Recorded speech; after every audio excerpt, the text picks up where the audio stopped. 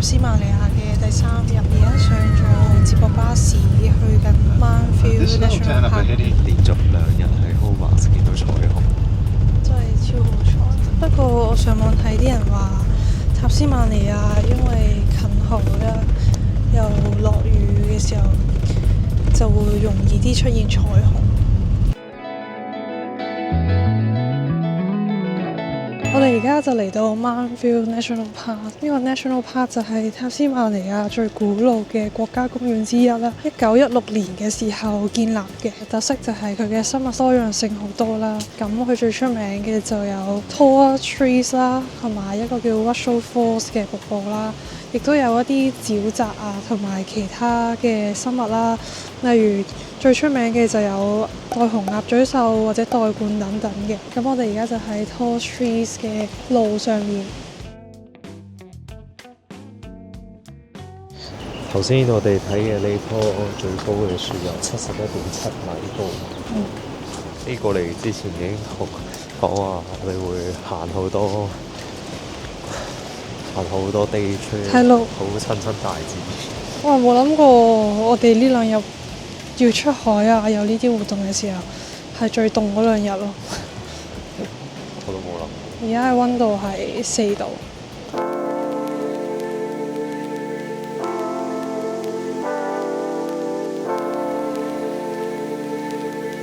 咁呢個喺我哋身後嘅就係 Russell Falls 嘅下游，我哋啱啱睇嘅就係佢嘅上游。獨地嚟，所以識分。我哋見到嘅呢一隻應該係袋鸛，佢嘅外形睇落有少少似 Quokka， 但係你會睇到佢個樣係有少少唔同，好似係塔斯馬尼亞特有嘅品種，定唔知係塔斯馬尼亞相對容易見到嘅一個品種嘅袋鼠。喺 National Park 嘅 Centre 嗰度買咗個三文治做早餐，咁我哋10分鐘後就會上返巴士，然後出發去下一個地方。補充返啱啱見到嗰隻係塔斯馬尼亞獨有嘅袋鼠啦，就叫做沙袋鼠，唔係叫做袋鸛。袋鸛係嗰隻黑色嘅。咁我哋而家就嚟到 Bonnarong Wilderness Sanctuary， 即係一個野生動物嘅庇護所啦。最特別嘅地方就係有提供餵食嘅體驗啦，或者一啲抱動物嘅體驗。佢呢度基本上有晒塔斯馬尼亞3大嘅哺乳類動物。呢個 Tasmania Devil 就係塔斯馬尼亞獨有嘅品種啦。佢而家都已經開始面臨緊呢個瀕臨絕種嘅問題。18年嘅時候有一啲動物之間嘅傳染病，後期都好難痊癒，所以就死咗好多。再加上我哋頭先嘅導遊都話，就係佢哋係一種即係捕獵冇咁叻嘅動物啦，佢哋係需要食一啲腐肉去維持生命啦。澳洲又經常會喺公路撞死一啲袋鼠啊，然後佢哋就會睺準嗰啲機會咧去食嗰啲腐肉。咁同時間佢哋自己都會面臨呢個被撞死嘅風險，所以佢哋而家都越嚟越少。前面有隻鵝。佢哋可能會有少少攻擊性。佢度啄緊啲唔知咩，隻鵝勁搞笑，佢一路睺住嗰隻好似鴨嘴獸嘅嘢。佢唔係鴨嘴獸咯，但係佢係鴨嘴獸嘅近親，所以佢哋個外形先咁似啊。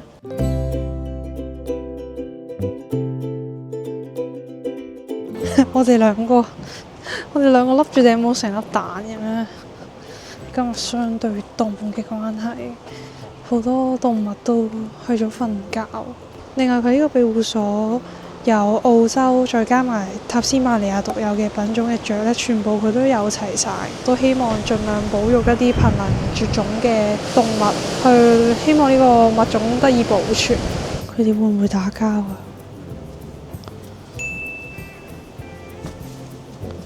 成群結隊嘅袋鼠啊 ！Oh my god！ 摸佢哋。哇！佢好爽啊個樣，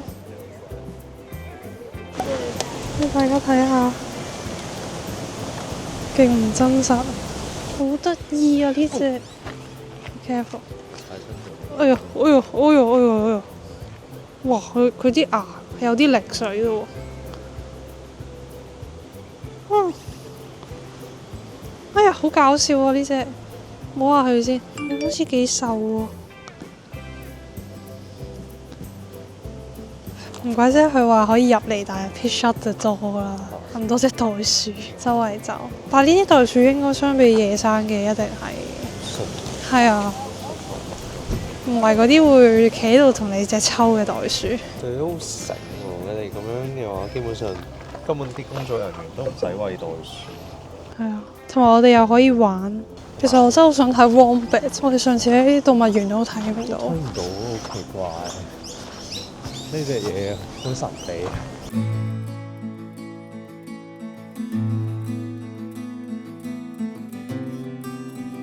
我哋頭先喺菠蘿王走之後，我哋又坐咗大約15分鐘巴士去咗一個叫做 Richmond 嘅小鎮。Richmond 係一個充滿歷史，有好多喺澳洲仲係英國殖民地時期嘅歷史建築啦。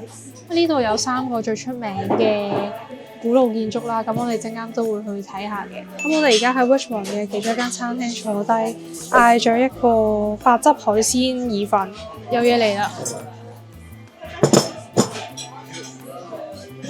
好大份，同埋我哋叫咗一個俄羅斯蜂蜜蛋糕，你都嗌咗一壺茶啦。你可以見到佢啲碗碗碟碟都係超級英式嘅風格。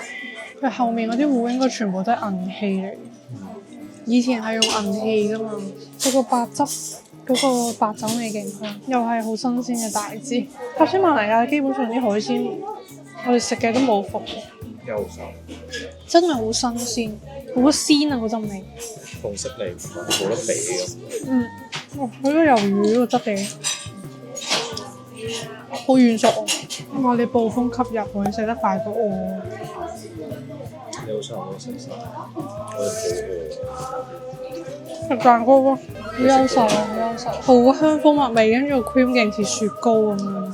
哇！好好食啊呢個，不過有冇介紹錯？我覺得呢個係我嚟澳洲食過最好食嘅蛋糕。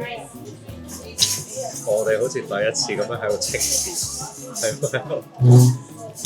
平時我哋會覺得外國人嗰啲口味太甜太肥啊，我哋會好流啊，可能。但係呢間係啱啱。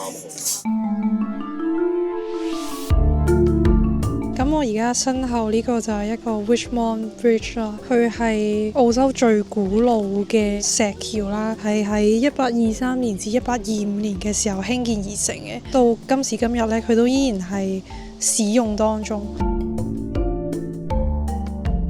另外 Richmond 呢個小鎮啦，都以豐富嘅野生動物去聞名嘅，所以你都會見到有好大堆唔同種類嘅鴨都會結隊成群咁樣一齊，亦都有一啲其他品種嘅鵝。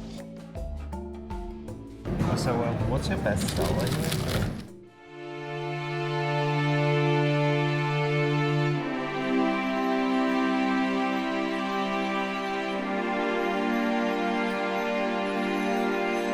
咁我而家身後呢一個就係 Richmond 第二個比較出名嘅景點，佢就係澳洲最古老嘅天主教羅馬教堂。咁佢就喺1836年嘅時候興建而成嘅。我發現多數教堂呢樣嘢就唔俾你影，話你唔尊重咯，因為佢本身就係一樣好神聖嘅一樣嘢咯。但係通常係中式嘅一啲佛教或者嗰啲佛像，佢就會叫你唔好影。你有冇發現啊？我突然間覺得呢個文化好神奇。Richmond 郊嘅一個監獄啦，佢係澳洲最古老而且保存得最完整嘅監獄。佢係喺1825年嘅時候興建而成嘅，甚至比我哋喺 Port Arthur 睇嘅亞瑟港監獄世界遺產呢係更加古老嘅。咁佢都開放俾大家入去參觀啦，但係就需要買入場費。搭咗大約40分鐘嘅車程，而家嚟到 Mount Wellington。Mount Wellington 嘅海拔係高達1271尺啦。咁呢度有個360度嘅觀景台，可以見到塔斯馬尼亞嘅大部分城市景色，包括 Hobart 同埋琴日睇到嘅 Port Arthur 都會見到。因為今日天氣比較差嘅關係，而家我哋喺 Mount Wellington 呢個咁高海拔嘅地方，甚至開始落雪。唔知大家有冇見到？可能我呢個白色衫睇唔到，但係呢度你會見到，真係落埋雪，啲雪係真係越來越大。聽講遇到塔斯曼尼亞落雪嘅機率有80年一遇之稱，所以其實我哋真係超級好彩啊！啱啱過咗呢個雲雨之後，出現咗一個彩虹，已經係我哋喺塔斯曼尼亞見到嘅第3條彩虹。返咗酒店，跟住休息咗一陣，而家準備行10分鐘左右出去一間 book 咗嘅餐廳食飯。咁我哋呢啲 one day trip 就係喺 Get Your Guide 一個有啲似澳洲版嘅 Klook 嗰度 book 嘅。如果大家對自己嘅英文有信心，而且又想參加啲地道啲嘅團嘅話，都可以上去 Get Your Guide 度睇下嘅。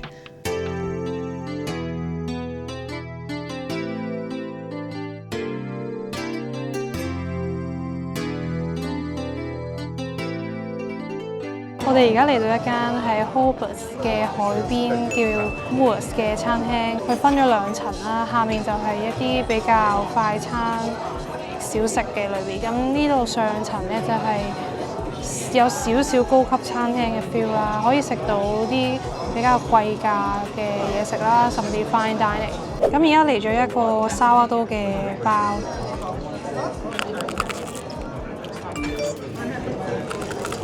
個沙律都比較普通，但係佢個沙律都好似有陣煙燻味咁，就有一個 mix sauce 嘅生蠔同埋原味嘅生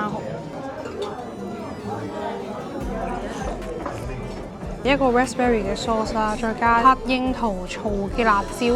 但我都確實覺得嗰日喺 market 食嘅比較好食。跟住嚟咗個扇貝啦，有豌豆泥、薄荷、乾燥裙帶嘅一啲菜粉去整成一個醬，呢個似樣。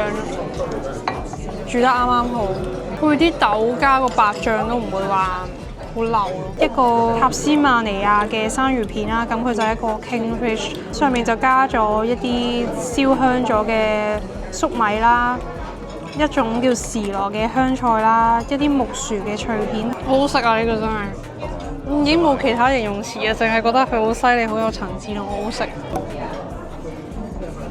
同埋係咁多種質感仲有香氣喺你個嘴入面同時有嘅嗰種味道。咁呢個好似甜筒嘅嘢就叫做 Tasmania Seafood Cones 啦。咁佢入面就加咗一個叫做 Tartar 嘅沙律醬啦，一個蒜泥蛋黃醬，同埋佢個甜筒咧係用海藻去製成嘅。呢個甜筒，我覺得都係你中意嘅。